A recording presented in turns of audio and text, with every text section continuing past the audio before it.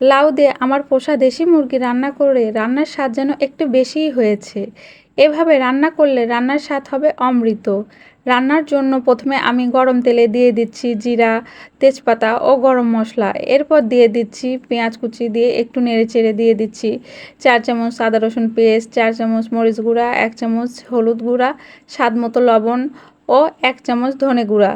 দেওয়ার পর নেড়েচেড়ে মশলা ভালোভাবে কষিয়ে নিচ্ছি। এখন আমি দিয়ে দিচ্ছি দেশি মুরগির মাংস ও গোটা রসুন, দিয়ে আমি আবার একটু নেড়েচেড়ে মিশিয়ে নিচ্ছি।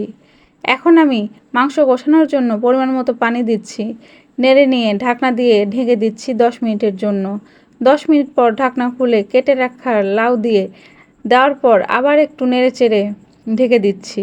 5 মিনিট পর ঢাকনা খুলছি। মাংস ও লাউ দুটোই কষানো হয়ে গেছে। এখন আমি ঝোলের জন্য পরিমাণ মতো পানি দিয়ে ঢাকনা দিয়ে ঢেকে দিচ্ছি। 10-12 মিনিট পর ঢাকনা খুলে দিয়ে দিচ্ছি শাহি জিরা গুঁড়া 1 চামচ, 1 চামচ গরম মশলা গুঁড়া দিয়ে নেড়েচেড়ে 5 মিনিটের জন্য ঢাকনা দিয়ে ঢেকে দিচ্ছি।